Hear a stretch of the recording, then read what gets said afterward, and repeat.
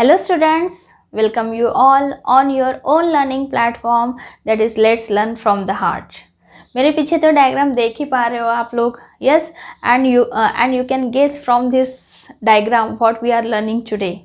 So yes, we are learning today about human heart. How does it work? And actually this is the chapter number 6 of class 10 science, that is life processes. In last class we learned up to respiration, right? Respiration in human being. Now it's turn to learn transportation in human being, that is circulatory system also we can say. So we are going to learn today about circulatory system in human being and about some animals also. So without wasting so much time, let's get started.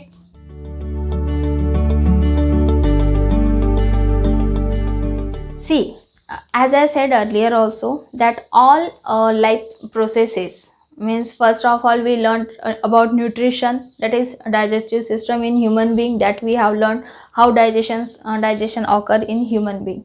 Second, we learn about respiration. Okay, what is the use of respiration, what is actually respiration. These two life processes we learn, and I told you how that both are interconnected. In the similar way, transportation in human being means circulatory system is also one of the life processes, and this is also interconnected to other two, which are there, that is nutrition, that is digestion हम बोलेंगे, digestion in human being, and respiratory system. तो ये कैसे मतलब उससे connected है. सी, हमने respiration में पढ़ा that whatever we take oxygen it goes into the lungs. अब वो ऑक्सीजन लंग्स में तो चला गया, बट लंग्स क्या रिस्पॉन्सिबल है कि वो पूरा ऑक्सीजन, मतलब वही ऑक्सीजन पूरे बॉडी के ईच एंड एवरी सेल तक के पहुंचाएगा?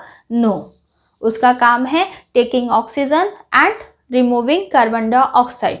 ओके, एंड एल्वोलाई है जो क्या करती है, एक्सचेंज ऑफ गैसेस के लिए रिस्पॉन्सिबल है. एक्सचेंज ऑफ गैसेस के लिए रिस्पॉन्सिबल तो है, बट वो ऑक्सीजन हमारे बॉडी के ईच एंड एवरी सेल तक के पहुंचाने का काम वो होता है ट्रांसपोर्टेशन सिस्टम में.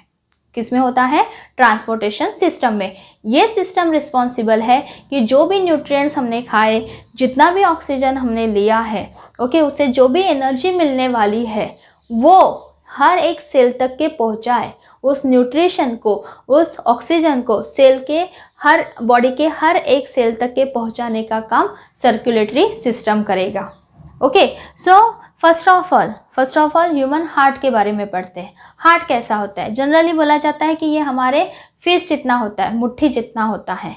ओके, सो यस, ये हमारा एक मस्कुलर ऑर्गन है और ये हमारे फिस्ट के जितना ही होता है. हमारे हार्ट में होते हैं अलग अलग चेम्बर्स.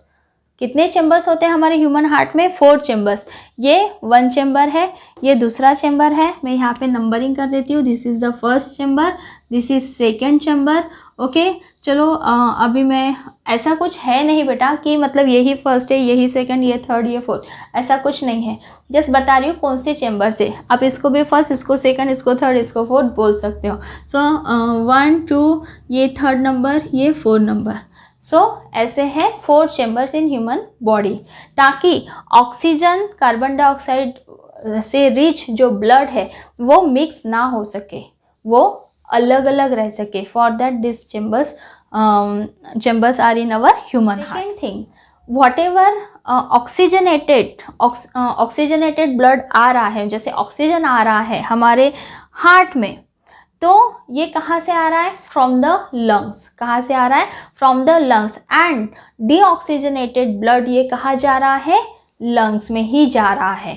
ओके, तो हार्ट क्या रिसीव कर रहा है? Oxygenated blood.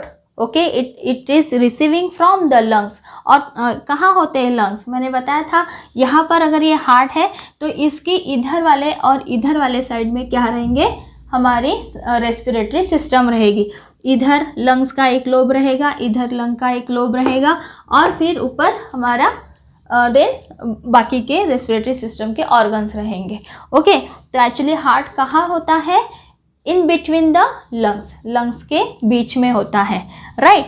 तो हार्ट क्या करेगा? It receive oxygenated blood from the lungs, okay, lung से ऑक्सीजनेटेड ब्लड ये रिसीव करेगा एंड डीऑक्सीजनेटेड ब्लड मतलब ये क्या होगा, वो कार्बन डाइऑक्साइड रिच ब्लड, वो क्या करेगा, it remove and it gives to the lungs, और वो क्या करेगा, कार्बन डाइऑक्साइड रिच ब्लड ये किसको देगा, लंग्स को देगा। ओके, सो इस तरह से है हमारा हार्ट। नाउ नेक्स्ट है हमारे बुक में, अच्छा ये पहला ही है, आर पंप द हार्ट, यही बता रही हूँ बेटा मैं, आपके बुक का ही है, ट्रांसपोर्टेशन इन ह्यूमन बीइंग, उसमें से सबसे पहला है, हेडिंग देखो, are pump the heart. Okay, तो ये इंट्रोडक्शन हो गया। नेक्स्ट, हाउ इट वर्क्स, कैसे ब्लड आता है, कैसे हार्ट उसको रिसीव करता है, ओके, और किस तरह से ईच एंड एवरी पार्ट तक के पहुंचता है, हमारे सेल तक के, हमारे बॉडी के। चलो पहले हार्ट के ऑर्गन्स के बारे में पढ़ लेते हैं। सबसे पहला दिख रहा है आपको, जिसको मैंने 1 नंबर दिया है, दैट इज लेफ्ट एट्रियम। क्या है, लेफ्ट एट्रियम। दूसरा क्या है, इधर जो है ये वाला, ये है लेफ्ट एट्रियम, तो इसके दूसरे साइड में दूसरा एट्रियम है, that is right atrium. That is what, right atrium means left atrium, right atrium. Okay, 2 chambers are there. Now next 2 chambers, this is left ventricle, lower part देखो, ventricle नाम से बुलाया जाता है। So this is on the left side and this is on the right side, तो नाम याद रखने में easy रहेंगे, left ventricle and ये right ventricle। Okay, this is left atrium, this is right atrium. अब ये जो लेफ्ट एंड राइट, ये जो सेपरेट किया हुआ है, ये सेपरेशन दिख रहा है, ये सेपरेशन होता है because of septum. This is called dividing wall. क्या बोलते हैं इसी को, डिवाइडिंग वॉल। ओके, ये क्या करती है, सेप्टम क्या करती है, left side of the heart and right side of the heart दोनों को सेपरेट रखने का काम करती है। तो we can say here oxygenated blood और डीऑक्सीजनेटेड ब्लड को सेपरेट रखने का काम कौन करता है, septum. Septum is responsible for prevention of mixing of oxygenated and deoxygenated blood. Okay, this is about septum. ये हो गए left atrium, right atrium, left ventricle, right ventricle and this is septum. Now okay, और भी कुछ मैंने veins के, arteries के यहाँ पे नाम दिए गए हैं। अब जब मैं ये एक्सप्लेन करूँगी ना, तब ये सारी चीज़ें आपको समझ में आएंगी। ओके, तो सबसे पहले याद रखना कि हमारे हार्ट में लंग्स से जो ब्लड आता है वो आता है पल्मोनरी वेन से। किससे आता है, pulmonary vein. Okay, remember one point here again, that all veins carry only deoxygenated blood. All veins carry only deoxygenated blood. But this is the only vein. Which vein? Pulmonary vein. This is the only vein which carry oxygenated blood. ठीक है, सारी की सारी veins deoxygenated मतलब carbon dioxide rich blood carry करती है, but सिर्फ pulmonary vein क्या है, एक्सेप्शन है, जो क्या कैरी करती है, oxygenated blood. Okay, oxygen rich blood. तो लंग से सबसे पहले हमारे हार्ट में जो ऑक्सीजनेटेड ब्लड आएगा वो आएगा पल्मोनरी वेन के थ्रू। तो हमारे इसमें ये आ गया blood. Okay, I hope arrow आपको दिख रहा है, ये आ गया, किसमें ब्लड आ गया आपका, लेफ्ट एट्रियम में। अब लेफ्ट एट्रियम में जैसे ब्लड आएगा, this left atrium will get relax, इसको रिलैक्स फील हो जाएगा। ओके, सो इट, अब यहीं पे तो ब्लड रखना है नहीं। ओके, लेफ्ट एट्रियम में ही ब्लड रखना है क्या, नो, ब्लड कहाँ आ गया, लेफ्ट एट्रियम में। ओके, अब लेफ्ट एट्रियम से ब्लड जाएगा लेफ्ट वेंट्रिकल में। कहाँ पर जाएगा, लेफ्ट वेंट्रिकल में। तो यहाँ से ये ब्लड क्या आ गया, लेफ्ट वेंट्रिकल में आ गया। ओके, समझ में आ रहा है, लेफ्ट वेंट्रिकल में ब्लड आ गया, कहाँ से, पल्मोनरी वेन से लेफ्ट एट्रियम में, लेफ्ट एट्रियम से लेफ्ट वेंट्रिकल में। सो हाउ इट कम्स, सी, इसका भी एक स्ट्रक्चर है। जब भी यहाँ से लेफ्ट एट्रियम से लेफ्ट वेंट्रिकल में ब्लड आएगा, this left atrium will get contract. ये क्या हो जाएगा, कॉन्ट्रैक्ट, श्रिंक हो जाएगा। और ये जैसे श्रिंक हो जाएगा, this left ventricle will get expand. Left ventricle क्या हो जाएगा, एक्सपांड हो जाएगा, मतलब ये कॉन्ट्रैक्ट हो गया, ब्लड वहां से चिपक के क्या आ गया, लेफ्ट वेंट्रिकल में आ गया। अब ऐसे भी हो सकता है ना कि यहाँ से ब्लड यहाँ जा, है ना, ऐसे भी ये कॉन्ट्रैक्ट हो जाएगा तो ब्लड ऊपर जाएगा, ऐसे हो सकता है क्या, नो, यहाँ पर और एक वॉल होती है यहाँ पर, ओके। रेड पेन मेरा वर्क नहीं कर रहा है बेटा, सॉरी, अभी ब्लैक से ही बताना पड़ेगा। यहाँ पे एक वॉल होती है, ओके, और उस वॉल को बोला जाता है बाइकस्पिड वॉल्व। इसको क्या बोला जाता है, बाइकस्पिड वॉल्व। अब ये बाइकस्पिड वॉल्व क्या काम करता है, that this blood flow only in one direction. ये ब्लड कैसे फ्लो कराएगा, सिर्फ वन डायरेक्शन, मतलब ऊपर से नीचे आ गया।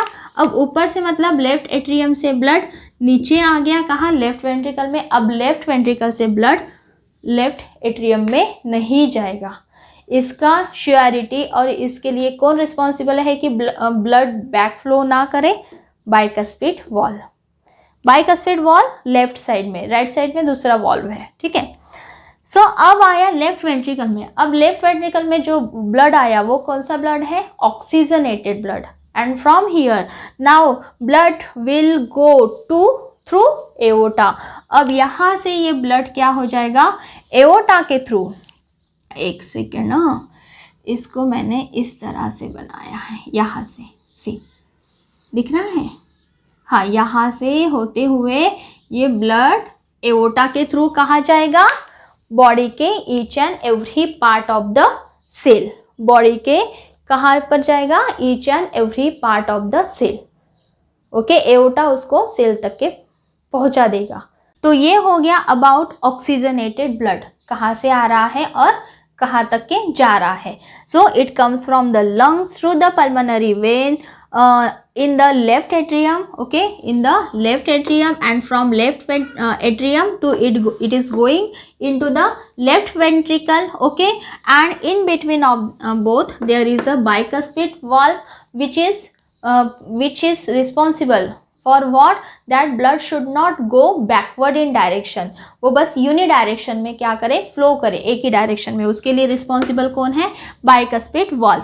And then from left ventricle to blood कहाँ जा रहा है, ये यहाँ से यू टर्न करके क्या होगा, एओर्टा के थ्रू, ओके, एओर्टा के थ्रू ये बॉडी के हर एक सेल तक के ब्लड फ्लो होगा। सो this is about oxygenated blood. तो ये एक बार हो गया, ब्लड हमारे इसमें लंग्स में आ गए, सॉरी हमारे हार्ट, ब्लड हमारे हार्ट में आ गया, और हार्ट से क्या हुआ, हमारे ईच एंड एवरी सेल तक के पहुंच गया through aorta, okay. Now what is about deoxygenated blood. Deoxygenated blood मतलब हमारे बॉडी तक के ब्लड तो पहुंच गया, अब बॉडी से जो भी deoxygenated blood means carbon dioxide rich blood है, बॉडी से कहाँ तक आएगा, वो हार्ट तक के आएगा। अब हार्ट तक के कैसे आएगा और किसके थ्रू आएगा, सी हमारे बॉडी के लोअर पार्ट से, मीन्स लोअर हमारे लेग्स हो गए, लोअर बॉडी ऑर्गन्स हो गए, वहाँ से ब्लड वो कैरी करके लाएगी वेना कावा। कौन कैरी करके लाएगी, वेना कावा। यहाँ पे लिखा भी है देखो, vena cava from lower body, means lower body से डीऑक्सीजनेटेड ब्लड कैरी करके लाने का काम कौन करेगी, वेना कावा। अब ये डीऑक्सीजनेटेड ब्लड आ गया वेना कावा के थ्रू, कहाँ पे, राइट एट्रियम में। कहाँ आ गया, राइट एट्रियम, यहाँ पर आ गया ब्लड, ओके। बट ये तो आया है from only lower parts of the body, okay. हमारे upper part of the body भी है, upper part of the body में आएगा हमारे हैंड्स, ओके, दोनों आर्म्स, और हमारा ऊपर वाला पोर्शन बॉडी का, ओके। अब वहाँ से डीऑक्सीजनेटेड ब्लड कौन कैरी करके लाएगा, वेना कावा ही लेके आएगी, but from the superior vena cava, ठीक है। जो अपर बॉडी पार्ट से जो ब्लड लेके आ रही है डीऑक्सीजनेटेड, इसी का नाम क्या है, सुपेरियर वेना कावा। और लोअर बॉडी पार्ट से जो लाती है उसको इन्फीरियर वेना कावा बोलते हैं। अभी लेकिन ये वर्ड्स आपके अभी सिलेबस में नहीं है, इसलिए जो आपके सिलेबस में लिखे हुए बुक में वही वर्ड्स मैं यूज़ कर रही हूँ। तो वो है vena cava from lower body, मतलब लोअर बॉडी से वेना कावा डीऑक्सीजनेटेड ब्लड यहाँ से हमारे कहाँ पर एंटर करवाएगी, राइट एट्रियम में, ओके। एंड अपर पार्ट से vena cava from upper body, यहाँ से ब्लड एंटर कराएगी, ओके। वेना कावा यहाँ से इधर कहाँ पे आ गया ब्लड अभी, राइट एट्रियम में। ये कौन सा ब्लड है, this is deoxygenated blood, okay. inferior vena cava it is bringing from the lower part of the body and superior vena cava it is bringing deoxygenated from the upper part of the body, okay. So अब यहाँ पे blood आ गया कहाँ पे, right atrium में, okay. Now again right atrium क्या हो जाएगा, रिलैक्स हो जाएगा, बट इसको उसी ब्लड को आगे फॉरवर्ड भी करना है। सो वो कहाँ पे, अभी यहाँ पे ब्लड आके ऑफ कोर्स ये कहाँ आएगा, नीचे इन द राइट वेंट्रिकल। कहाँ आ गया ये, राइट वेंट्रिकल में।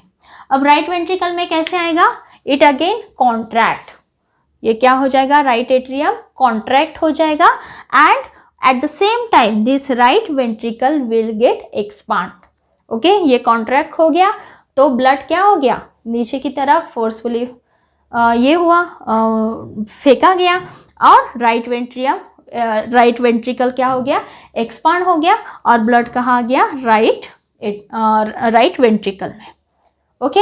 अब यहाँ से ये ब्लड कहाँ जाएगा, into the lungs, where it will go, into the lungs. For what it will go, for why it will go, क्यों जाएगा ये लंग्स में, ताकि इसमें जो डीऑक्सीजनेटेड मतलब समझेंगे कार्बन डाइऑक्साइड जो मिक्स है ब्लड में, वो लंग्स में जाके क्या हो जाएगा, कार्बन डाइऑक्साइड लंग्स रिमूव कर देगा और ऑक्सीजन उसमें ऐड कर देगा, ओके। तो अभी ये deoxygenated blood from right ventricle to ये जाएगा यहाँ से, दिख रहा है ये छोटा सा ऐसे बना हुआ है ये पार्ट, इसमें से ये ब्लड यहाँ से होते हुए कहाँ जाएगा, ये पल्मोनरी आर्टरी के थ्रू लंग्स में जाएगा। किसके थ्रू जाएगा, पल्मोनरी आर्टरीज, ओके। सी जैसे मैंने पल्मोनरी वेन्स के लिए बताया था कि वेन्स किस लिए रिस्पॉन्सिबल है, सारे की सारी डीऑक्सीजनेटेड ब्लड कैरी करने के लिए, but there is only one vein, that is pulmonary vein, who is responsible for the carrying of oxygenated blood। ऐसे ही एक्सेप्शन है यहाँ पे पल्मोनरी आर्टेरीज का। आर्टेरीज सारी कैरी करती है ऑक्सीजनेटेड ब्लड। आर्टेरीज कैरी कौन सा करती है, यहाँ पे लिख देती हूँ, ये ऑक्सीजनेटेड ब्लड कैरी करती है सिर्फ आर्टेरी। कौन, कंफ्यूज मत हो ना, आर्टेरीज क्या कैरी करती है, oxygenated blood, but only pulmonary artery है जो क्या कौन सा वाला ब्लड कैरी करेगी, deoxygenated, that is carbon dioxide rich blood, okay. Arteries सारी ऑक्सीजनेटेड ब्लड कैरी करती है, बट एक्सेप्शन अगेन कौन है, पल्मोनरी आर्टरी, जो क्या कैरी करेगी, डीऑक्सीजनेटेड ब्लड। तो डीऑक्सीजनेटेड ब्लड कैरी करके वो कहाँ लेके जा रही है, इनटू द लंग्स। कहाँ लेके जा रही है, लंग्स में लेके जा रही है, ओके। समझ में आया, फिर से एक बार रिपीट कर रही हूँ। लोअर पार्ट, हमारे बॉडी के लोअर पार्ट से वेना कावा क्या कर रही है, lower part and upper part से डीऑक्सीजनेटेड ब्लड कहाँ ला रही है, राइट एट्रियम में। ओके, वन थिंग यहाँ पे रह गई, जैसे यहाँ पर बाइकस्पिड वॉल है जो ब्लड को बैकवर्ड फ्लो नहीं होने देता है, in the similar way here it is tricuspid wall. यहाँ दोनों के बीच में यहाँ पे क्या होता है, ट्राइकस्पिड वॉल, यहाँ पे लिख देती हूँ बेटा, जगह नहीं है, ट्राइकस्पिड वॉल। ये किस लिए रिस्पॉन्सिबल है कि जो डीऑक्सीजनेटेड ब्लड राइट एट्रियम से राइट वेंट्रिकल में आया है वो क्या ना हो जाए, बैकवर्ड फिर से राइट एट्रियम में ना चला जाए, मतलब यूनिडायरेक्शनल ही फ्लो रहना चाहिए। तो ये नीचे आके ब्लड जैसे नीचे आएगा ये वाल्व क्या हो जाएगा, बंद हो जाएगा, मतलब यहाँ से फिर से बैक नहीं जाएगा अभी, ओके। सो कौन है responsible, tricuspid valve.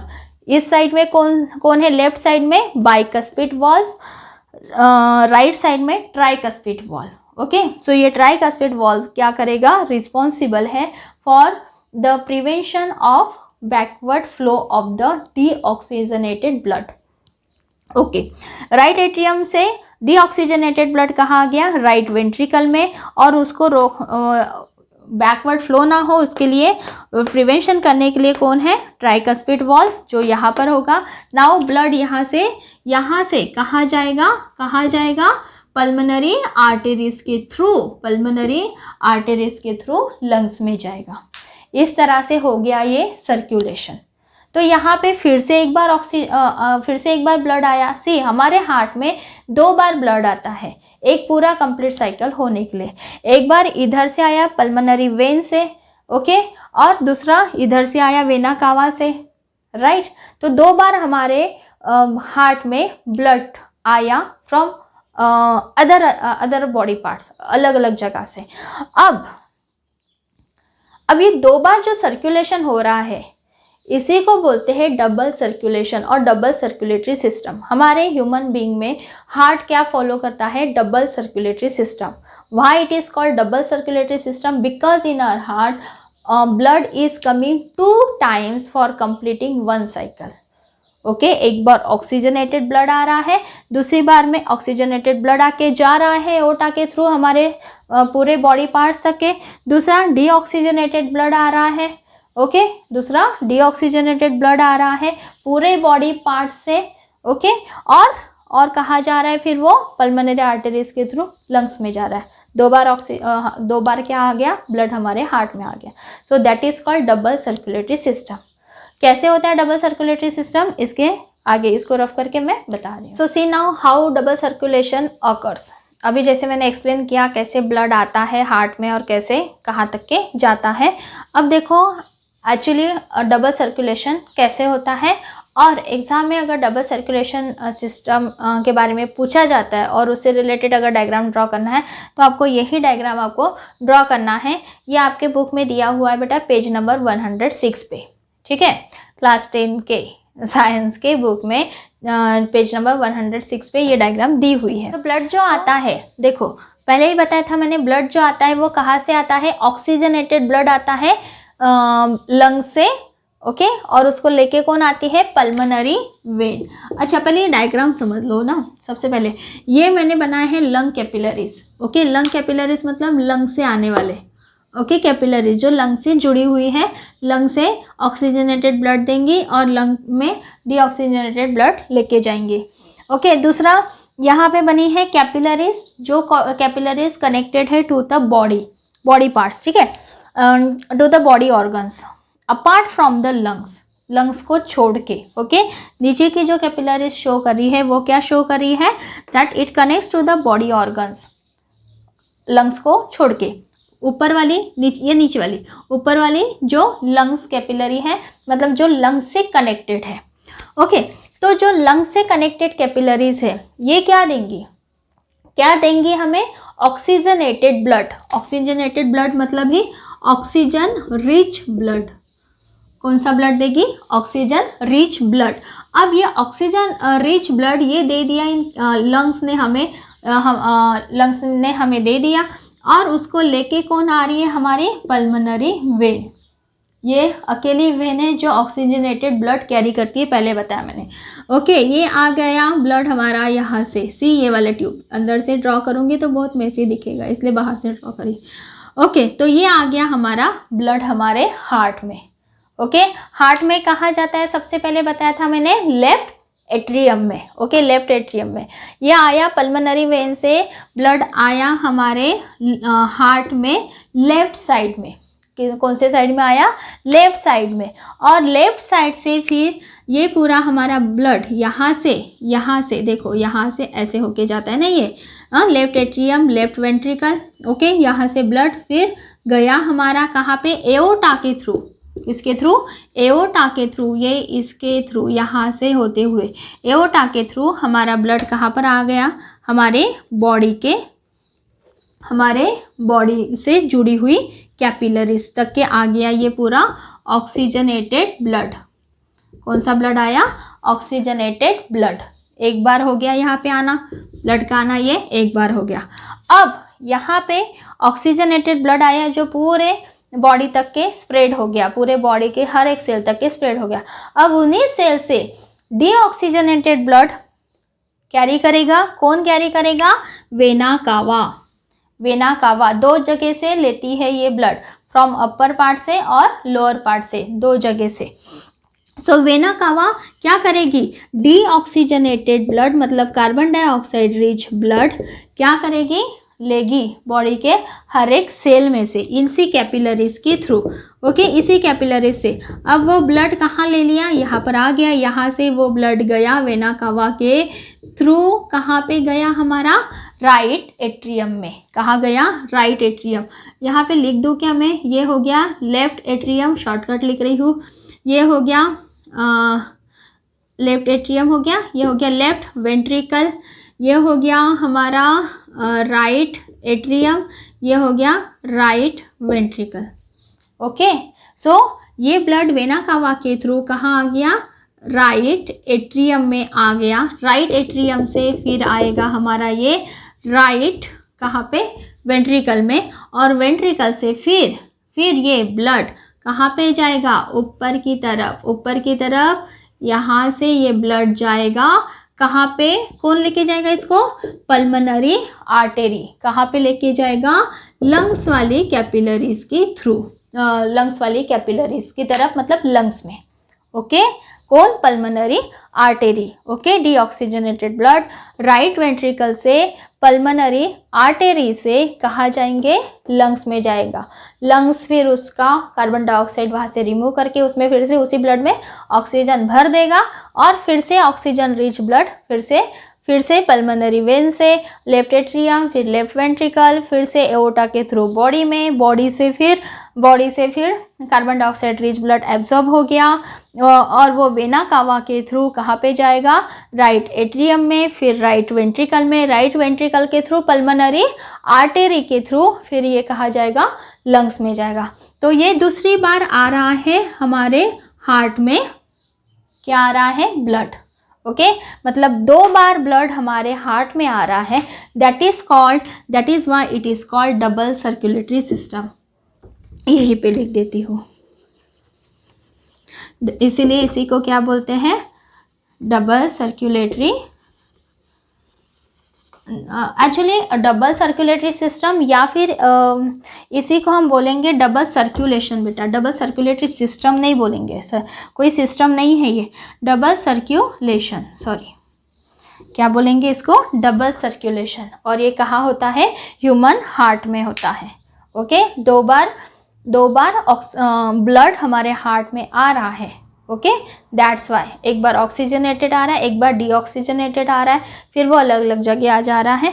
That's why human heart क्या करता है, क्या शो करता है, double circulation. Okay, so this is about double circulation. अब ये हो गया पूरा का पूरा हार्ट का, बट हम तो पूरा का पूरा ट्रांसपोर्टेशन पढ़ रहे हैं।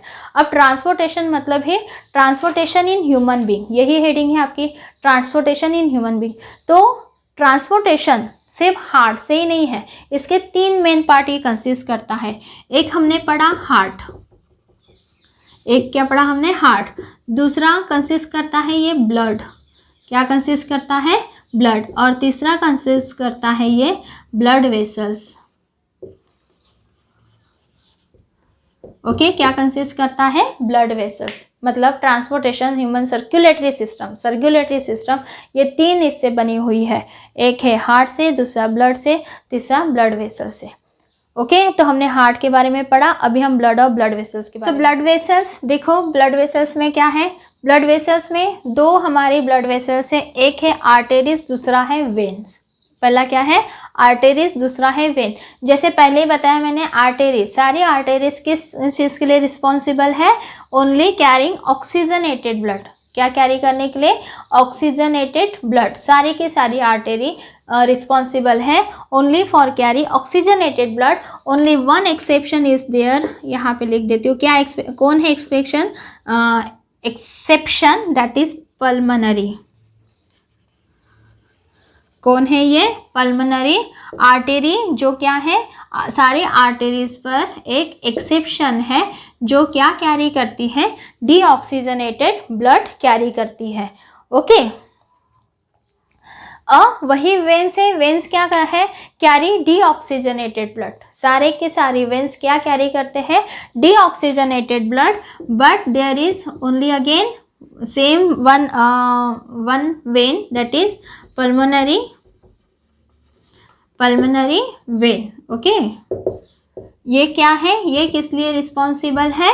ये सिर्फ अकेली ऐसी वेन है जो रिस्पॉन्सिबल है ऑक्सीजनेटेड ब्लड को कैरी करने के लिए। ओके, तो फिर से एक बार, arteries responsible for the carrying of oxygenated blood, but exception is pulmonary artery which carry deoxygenated blood. Then veins, all veins carry deoxygenated blood, but only pulmonary vein is there who is responsible for carrying oxygenated blood. Okay, vein for deoxygenated, arteries for oxygenated. फिर pulmonary दोनों में exception है, when और artery लगा देना। दूसरा, सारी की सारी जो आर्टेरीज होती है वो होती है thick and elastic. Okay, all arteries we find thick and elastic. Why it is thick and elastic? क्योंकि arteries क्या करती है, arteries collect blood from the heart which contain high pressure, जो क्या कंटेन करता है, हाई प्रेशर कंटेन करता है, क्योंकि वो लंग से कहाँ पर आता है, हार्ट में, और हार्ट से कहाँ जाता है, एओर्टा के थ्रू बॉडी के ईच एंड एवरी सेल तक के। दैट्स वाई ये कैसी होती है, थिक होती है और इलास्टिक होती है, because it contain high pressure. But at the same time veins क्या होती है, थिन होती है और लेस इलास्टिक्स होती है, क्योंकि ये कलेक्ट करती है blood from the body, different body organs. Okay, veins क्या करती है, हमारे बॉडी के डिफरेंट ऑर्गन से ब्लड को कलेक्ट करती है, इसीलिए वो थिन होती है और इस पर कुछ भी मतलब उतना हाई प्रेशर नहीं होता है। इसमें से जो ब्लड फ्लो होता है उस पर हाई प्रेशर नहीं होता है। दैट्स वाई कोई ज़रूरत नहीं है कि ये थिक रहे। ओके, सो ये क्या होती है, वेन बेचारी थिन होती है, किस हाई प्रेशर वाला ब्लड फ्लो नहीं करता है, इसलिए बेचारी को थिन रखा गया है, and it is less elastic. Okay, अब यहाँ पे आर्टेरीज और वेन्स ये जहाँ जैसे मिलते हैं और क्या फॉर्म करते हैं, कैपिलरीज। तो क्या होती है कैपिलरीज, देखो ये जो आर्टेरीज होती है, आर्टेरीज क्या होती है, छोटे छोटे इसमें डिवाइड होती है। क्यों होती है, जैसे एक एओर्टा, एक बड़ा सा एओर्टा है। ओके, और फिर अब ये एक सिंगल एओर्टा तो हमारे हर एक सेल तक के नहीं पहुंचेगा, तो हर सेल तक ब्लड पहुंचाने के लिए ये एओर्टा क्या होता है, छोटी से इसमें छोटी ट्यूब्स में क्या हो जाता है, बढ़ जाएगा। ओके, और इसी को क्या बोलेंगे हम, कैपिलरीज। ओके, तो आर्टेरीज क्या होती है, स्मॉल ट्यूब्स में डिवाइड हो जाती है, and that is called capillaries for distributing oxygenated blood. Okay, और फिर यही कैपिलरीज क्या करती है, capillaries collect deoxygenated blood also. Okay, deoxygenated blood absorb करके वो किसको देंगे, वेन्स को देंगी। कैपिलरीज देखो कितना बड़ा इंपॉर्टेंट काम करती है। आर्टेरीज तो सिर्फ ब्लड कैरी करती है, ऑक्सीजनेटेड ब्लड कैरी करेंगी। ओके, बट उस ऑक्सीजनेटेड ब्लड को हर एक सेल तक पहुंचाने के लिए आर्टेरीज क्या होती है, छोटे ट्यूब्स में डिवाइड होती है, दैट इज कॉल्ड कैपिलरीज, और ऑक्सीजनेटेड ब्लड हर एक सेल को पहुंचाएगा। अब इसी हर एक सेल से डीऑक्सीजनेटेड ब्लड कैरी भी करेगा कौन, कैपिलरीज, और वो कौन देगा, वेन्स, और फिर वेन्स क्या करेंगे, उसको कैरी करके लेके जाएंगे और कहाँ पर उसको दे देंगे, हार्ट में। Okay, so this is the second part of the transportation system, that is blood vessels, जो आर्टेरीज और वेन्स में दो इसमें डिवाइड है और फॉर्म भी करता है कैपिलरीज।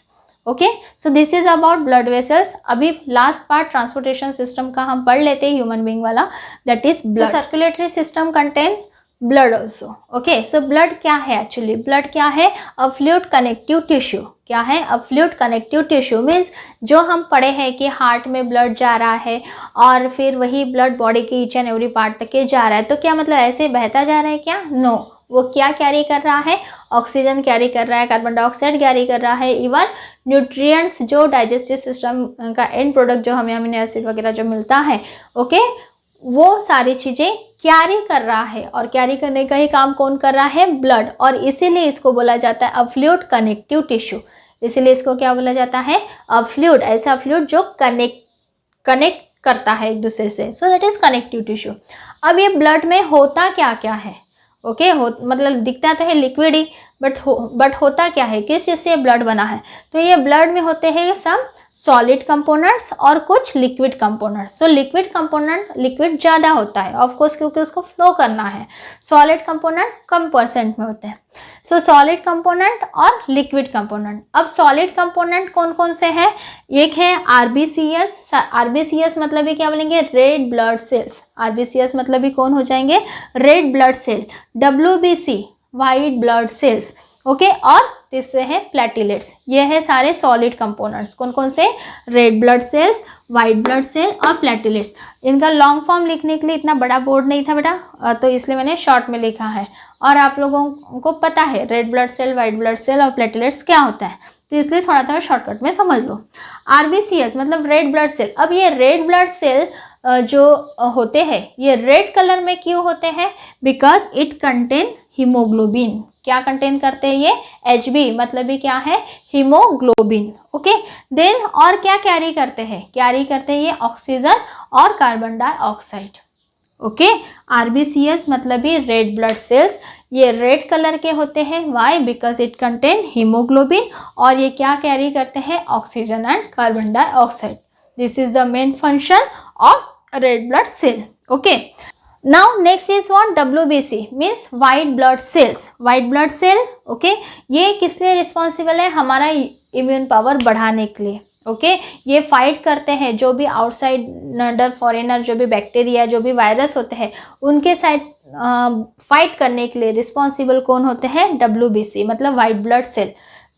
हमारा जो इम्यून पावर जो डिसाइड होता है, ये डिसाइड होता है due to white blood cells. So क्या प्रोवाइड करते हैं ये बॉडी को, provide body defence by engulfing the germ cells and producing antibodies, okay. मतलब जर्म सेल से ये, जर्म सेल को ये क्या कर लेता है, एनगल्फ कर लेता है, खत्म कर लेगा, खा जाएगा उसको, ओके। और क्या प्रोड्यूस करेगा, एंटीबॉडीज, ओके। अगर ये एंटीबॉडीज प्रोड्यूस नहीं कर पाता, नहीं WBC अगर हमारे बॉडी में होता, तो हर टाइम हम बीमार रहते हैं, राइट। हमें इम्यून पावर मिल रहा है, हमें हमारे बॉडी में एंटीबॉडीज क्रिएट हो रही है, why, because of WBC, okay, that is white blood cell. अभी वही एंटीबॉडीज क्रिएट करना, इम्यून पावर बढ़ाना, यही सारी चीज़ें हम कोरोना काल में कर रहे हैं।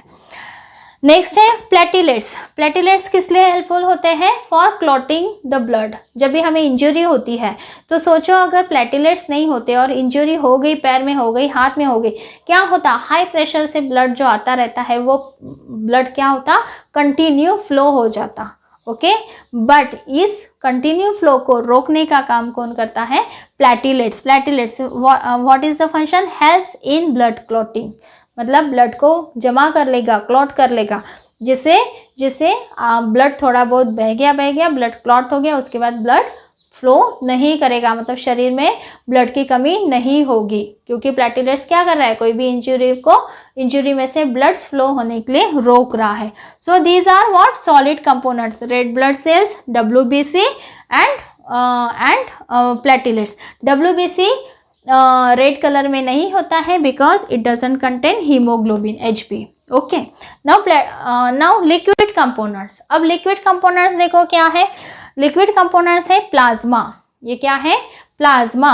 अब ये प्लाज्मा जो होता है ये लिक्विड और ये ज़्यादा अमाउंट में होता है हमारे ब्लड में, and which contain 90% of water. जो क्या कंटेन करता है, 90% of water, okay, and 10% of organic substance. अब ये ऑर्गेनिक सब्सटेंस कौन से हो गया है, जस्ट लाइक प्रोटीन हो गया, प्लाज्मा प्रोटीन हो गया, अल्ब्यूमिन हो गया, ग्लोब्युलिन हो गया, ये सारे ऑर्गेनिक सब्सटेंस जो 10% होते हैं, बट 90% प्लाज्मा में क्या रहता है, हमारा वाटर जो हम पीते हैं, ओके। और इसी में मिक्स होते हैं ये सॉलिड कंपोनेंट, इसी प्लाज्मा में मिक्स होते हैं ये सारे RBC, WBC और प्लेटिलेट्स मिक्स होते हैं, ओके। अब ये तो हो गया सॉलिड और liquid component of the blood, okay. अब उसी में एक चीज़ और हो जाती है, लिम्फ करके भी एक और चीज़ है। अब ये लिम्फ क्या है एक्चुअली, सी, जो भी ब्लड एक्सचेंज होता है कैपिलरीज से, मैंने बताया था आर्टेरीज क्या हो रही है, छोटे छोटे इसमें क्या हो रही है, वो डिवाइड हो रही है, इस तरह से डिवाइड हो रही है ना छोटी छोटी ट्यूब्स में, जिसको हम क्या बोल रहे हैं, कैपिलरीज। अब इसी कैपिलरीज में ब्लड एक्सचेंज होता है। ओके, कैपिलरीज में ब्लड एक्सचेंज करते वक्त कुछ ब्लड क्या हो जाता है, लीक हो जाता है, कुछ ब्लड लीक हो जाता है and that leak blood is what, lymph, जो कुछ ये ब्लड प्रोटीन वगैरह भी कंसिस्ट करता है। अब इसका कलर क्या होता है, इसका कलर रेड नहीं होता है, इसका कलर रेड नहीं होता है, इसका कलर होता है clearish yellow to white in colour. आपके बुक में कलरलेस बोला है, तो यस ये कलरलेस होता है, बट पहले क्या होता है, ये क्लियरिश येलो कलर का होता है लिम्फ। कब, when it leak comes out from the capillaries. Okay, उस टाइम पे ये क्लियरिश येलो कलर का होता है। तो पहले तो इतना याद रखो कि ये जो लिम्फ होता है, ये लिम्फ क्या होता है, जो भी कलेक्ट होता है ये सबसे पहले जाता है लिम्फेटिक कैपिलरीज में। ओके, तो जब ये लिम्फेटिक कैपिलरीज में जाता है, so initially it contain clearish yellow in colour. Initially क्या कंटेन करता है, ये क्लियरिश येलो इन कलर, और जैसे ये लिम्फेटिक कैपिलरीज में जाएगा, वहाँ से जब ये होगा, निकलेगा, तो वो कलरलेस हो जाएगा, और ये कुछ प्रोटीन वगैरह भी कंटेन करता है। This is about lymph. So हमारा ब्लड देखो कनेक्टिव टिश्यू है, सॉलिड और लिक्विड कंपोनेंट्स होते हैं। सॉलिड कंपोनेंट हमने पढ़ लिया, आरबीसी, डब्ल्यूबीसी, प्लेटेलेट्स। ओके, सबका फंक्शन पढ़ लिया।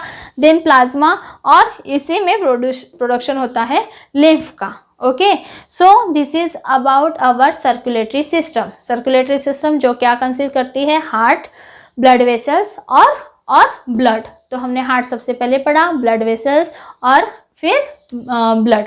सो this is about human circulatory system और सर्कुलेटरी सिस्टम इन ह्यूमन। अभी ऐसे ही सर्कुलेटरी सिस्टम और ट्रांसपोर्टेशन ऑफ प्लांट ऐसे करके टॉपिक दिया है आपके बुक में। सो वीडियो बहुत लंबा हो जाएगा अगर मैं ट्रांसपोर्टेशन ऑफ प्लांट भी अभी कराऊँ तो। सो बेटर है इसको मैं नेक्स्ट वीडियो में आपको देती हूँ। ओके, सो फिलहाल आज के लिए circulatory system of human being, इसको अच्छे से देखो, समझो, और कुछ भी अगर डाउट है तो कमेंट बॉक्स में ज़रूर लिखो। So if you like today's content, today's topic, press on like button and don't forget to subscribe my channel. Thank you so much for watching this full video. Thank you.